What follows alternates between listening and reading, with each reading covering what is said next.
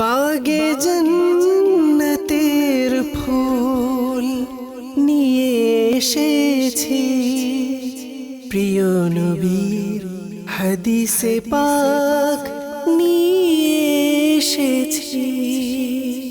আলহামদুলিল্লাহি রাব্বিল আলামিন ওয়াসসালাতু ওয়াসসালামু আলা সাইয়্যিদিল মুরসালিন। আম্মা বা'দ ফাআউযু বিল্লাহি মিনাশ শাইতানির রাজীম। বিসমিল্লাহির রহমানির রহিম। আসসালাতু ওয়াসসালামু আলাইকা ইয়া রাসূলুল্লাহ ওয়া আলা আলিকা ওয়া আসহাবিকা ইয়া হাবিবাল্লাহ। আসসালাতু ওয়াসসালামু আলাইকা ইয়া নবিয়াল্লাহ ওয়া আলা আলিকা ওয়া আসহাবিকা ইয়া নূরাল্লাহ। প্রিয় দর্শক, দূরে এবং কাছের দেশ ও প্রবাসের যে যেখান থেকে আমাদের দেখছেন, সকলকে জানাই আন্তরিক শুভেচ্ছা ও অভিনন্দন। প্রিয় দর্শক, আলহামদুলিল্লাহ প্রতিবারের নেই আজও আমরা আপনাদের মাঝে উপস্থিত হয়েছি অনুষ্ঠান 40টি হাদিসে মুবারাকা নিয়ে। আর এই অনুষ্ঠানে আমরা প্রতিনিয়ত এক একটি হাদিসে পাক নির্বাচন করি, আর এই হাদিসের আলোকে আমরা আপনাদের মাঝে একটি টপিক নিয়ে আলোচনা করার চেষ্টা করি। তো আসুন প্রথমে নবী করিম সাল্লাল্লাহু আলাইহি সাল্লামের প্রতি দুরূদে পাক পাঠ করার একটি ফজিলত শ্রবণ করে নিই। হিলিয়াতুল আউলিয়া নামক কিতাবের 11,341 নং হাদিসে পাকের মধ্যে বর্ণিত রয়েছে, আমাদের প্রিয় আকা মক্কি মাদানী ওয়ালে মুস্তফা হুজুর আকরাম সাল্লাল্লাহু আলাইহি ওয়াসাল্লাম ইরশাদ করেন, যে ব্যক্তি আমার প্রতি জুমার দিন 100 বার দুরূদে পাক পাঠ করবে, সে কিয়ামতের ময়দানে উপস্থিত হবে আর তার সাথে থাকবে নূর। এমন একটি নূর থাকবে, যদি ওই নূরকে সমস্ত সৃষ্টির মাঝে বন্টন করে দেওয়া হয়, তাকসিম করে দেওয়া হয়, তাহলে এই নূর সকল সৃষ্টির জন্য যথেষ্ট হবে। সুবহানাল্লাহ, সুবহানাল্লাহ। জুমার দিন মাত্র 100 বার দুরূদে পাক পাঠ করতে হবে। আল্লাহ সুবহানাহু ওয়া তাআলা আমাদেরকে দুরূদে পাক পাঠ করার তৌফিক দান করুক, আমিন। বিজাহিন নবীল আমিন সাল্লাল্লাহু আলাইহি ওয়াসাল্লাম। আসুন এই অনুষ্ঠানের বরকতে একবার দুরূদে পাক পাঠ করে নিই। সাল্লু আলাল হাবিব সাল্লাল্লাহু তাআলা আলা মুহাম্মদ সাল্লাল্লাহু তাআলা আলাইহি ওয়া সাল্লাম। প্রিয় দর্শক, প্রতিবারের নেই আজও ইনশাআল্লাহ আজ্জা ওয়া জাল আমরা একটি হাদিসে পাক নির্বাচন করব, আর এই হাদিসে পাকের আলোকে আমরা টপিক নিয়ে আলোচনা শ্রবণ করব। আসুন আমরা প্রথমে হাদিসে পাক এর আরবি ইবারত শ্রবণ করে নিই। আন আব্দুল্লাহ ইবনে মাসউদ রাদিয়াল্লাহু তাআলা আনহু قال حدثنا رسول الله صلى الله عليه وسلم وهو الصادق المصدوق إن أحدكم يجمع خلقه في بطن أمه 40 يوما نطفة ثم يكون علقة مثل ذلك ثم يكون مضغة مثل ذلك ثم يرسل إليه الملك فينفخ فيه الروح ويؤمر ب4 كلمات بكتب رزقه وأجله وعمله وشقي أو سعيد فوالله الذي لا إله غيره إن أحدكم لا يعمل بعمل أهل الجنة حتى ما يكون بينه وبينها إلا ذراع فيسبق عليه الكتاب فيعمل بعمل أهل النار فيدخلها وإن أحدكم لا يعمل بعمل أهل النار حتى ما يكون بينه وبينها إلا ذراع فيسبق عليه الكتاب فيعمل بعمل أهل الجنة فيدخلها। যার অনুবাদ হচ্ছে, আমাদের প্রিয় আকা সাল্লাল্লাহু আলাইহি ওয়াসাল্লাম ইরশাদ করেন, নিশ্চয় তোমাদের মধ্য থেকে প্রত্যেকে তার মায়ের গর্ভে নুতফা হিসাবে 40 দিন অবস্থান করে, অতঃপর 40 দিনের মধ্যে সেটা রক্তে ধারণ করে, রক্ত হিসাবে 40 দিন অবস্থান করে, অতঃপর আরও 40 দিনে সেটি একটি গোশতের টুকরা হিসাবে অবস্থান করে। সুম্মা ইউরসালু ইলাইহিল মালাকু ফায়ানফুকু ফীহি রূহা, অতঃপর আল্লাহ সুবহানাহু ওয়া তাআলার হুকুমে একজন ফেরেশতাকে মায়ের গর্ভে পাঠানো হয়। তখন ওই ফেরেশতা ওই মাংসের টুকরার মধ্যে রূহ প্রবেশ করায়। অতঃপর 4টি বাক্য লিখে দেয়। কিভাবে?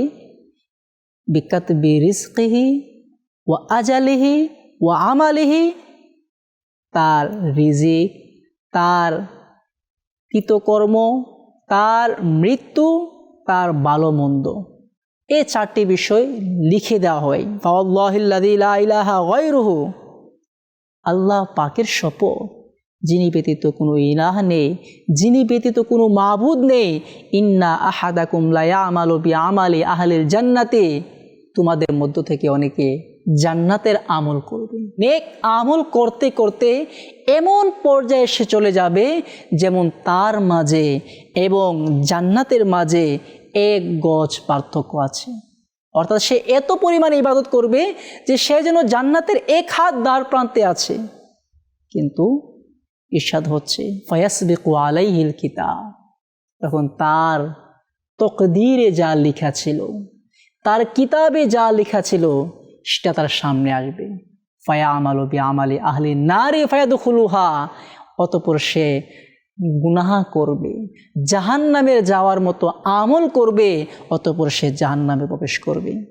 আর ইরশাদ হচ্ছে এবং তোমাদের মধ্য থেকে অনেকে জাহান্নামে যাওয়ার মতো আমল করবে, গুনাহ করবে, এবং কি তার মাঝে এবং জাহান্নামের মাঝে ইল্লা যিরাউন 1 গজ পার্থক্য থাকবে। ফায়াসবিকু আলাইহিল কিতাব ফায়ামালু বিআমালি আহলিল জান্নাতি ফায়াদখুলুহা, অতঃপর সে জাহান্নামের দ্বার প্রান্তে হওয়া সত্ত্বেও সে জান্নাতি আমল করবে, নেক আমল করবে, ইবাদত করবে, অতঃপর সে জান্নাতে প্রবেশ করবে। প্রিয় দর্শক, এটা হচ্ছে হাদিসে পাকের সারাংশ। তো এই হাদিসে পাকের আলোকে আমরা যেটা অনুধাবন করতে পারি তা হচ্ছে তকদীর। হ্যাঁ, আজ আমরা তকদীর সম্পর্কে কিছু আলোচনা শ্রবণ করার চেষ্টা করব।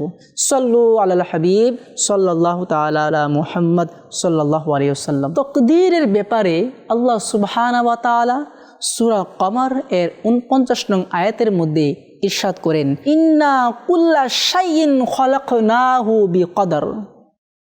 আল্লাহ সুবহানাহু ওয়া তাআলা ইরশাদ করেন, আমি প্রত্যেকটি বস্তুর জন্য নির্ধারণ করে দিয়েছি, তথা প্রত্যেকটি জিনিস নির্ধারিত অবস্থায় আছে। কে কি করবে, কোথায় মৃত্যুবরণ করবে, কোথায় খাবার খাবে, কি আমল করবে, কিভাবে চলবে, কাকে বিবাহ করবে, কার কত সন্তান হবে, কিভাবে তার জীবন অতিবাহিত হবে, সকল কিছু আল্লাহ সুবহানাহু ওয়া তাআলা লিখে দিয়েছেন। যা আমরা হাদিসে পাকে শুনেছি যে মায়ের গর্ভে থাকা অবস্থায় ফেরেশতা 4টি কালেমা, 4টি বিষয় তাকে লিখে দেয়, তার আমল, তার রিজিক, তার মৃত্যু এবং তার ভালো মন্দ বিষয়গুলো। তকদীর কত প্রকার? উলামায়ে কেরাম এই ব্যাপারে বলেন, তকদীর হচ্ছে 2 প্রকার।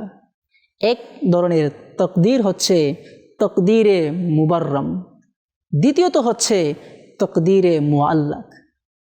তকদীরে মুবাররাম কাকে বলা হয়? শুনুন, তকদীরে মুবাররাম হলো এমন তকদীর যা চূড়ান্ত এবং কখনোই পরিবর্তন হয় না। অর্থাৎ আল্লাহ সুবহানাহু ওয়া তাআলা লিখে দিয়েছেন যা নির্ধারিতই থাকবে, এর কোনো পরিবর্তন হয় না।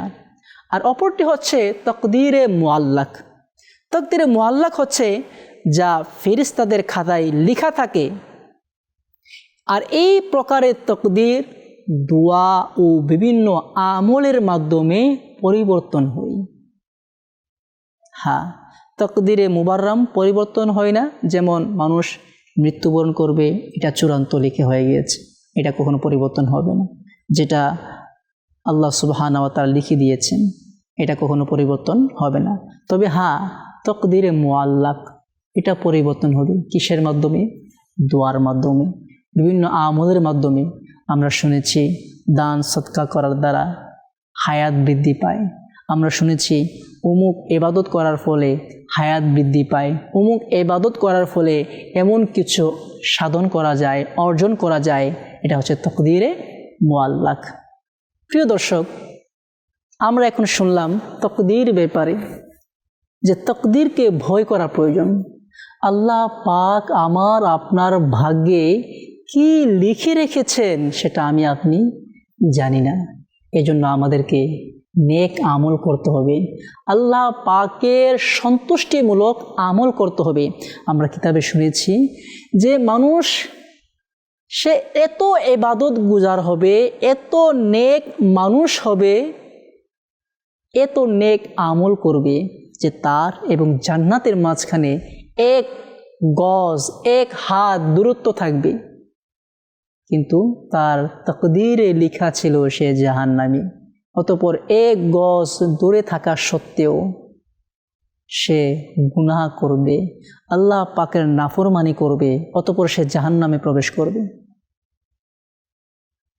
এই তাকদীরের ব্যাপারে কিছু উদাহরণ যদি দিতে যাই, তো উলামায়ে কেরাম বলেন মানুষ 4 প্রকার।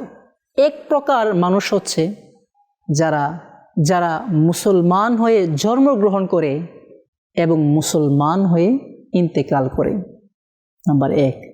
নাম্বার 2 হচ্ছে এমন কিছু মানুষ যারা বিধর্মী হয়ে জন্মগ্রহণ করে এবং বিধর্মী হয়ে ইন্তেকাল করে। নাম্বার 3 হচ্ছে এক প্রকার মানুষ আছে যারা বিধর্মী হয়ে জন্মগ্রহণ করে কিন্তু মৃত্যুর সময় তার ঈমান নসিব হয়ে যায়, মৃত্যুবরণ করার সময় সে ঈমানদার হয়ে মৃত্যুবরণ করে। নাম্বার 3। নাম্বার 4 হচ্ছে এমন কিছু মানুষ আছে যারা মুসলমান হয়ে জন্মগ্রহণ করে, মুসলমানের ঘরে জন্মগ্রহণ করে, কিন্তু আফসোসের বিষয় হচ্ছে মুসলমান হওয়া সত্ত্বেও, মুসলমানের ঘরে জন্ম নেওয়া সত্ত্বেও সে বেঈমান হয়ে মারা যায়, সে কাফির হয়ে গিয়েছে, সে চিরস্থায়ী জাহান্নামী হয়ে গিয়েছে।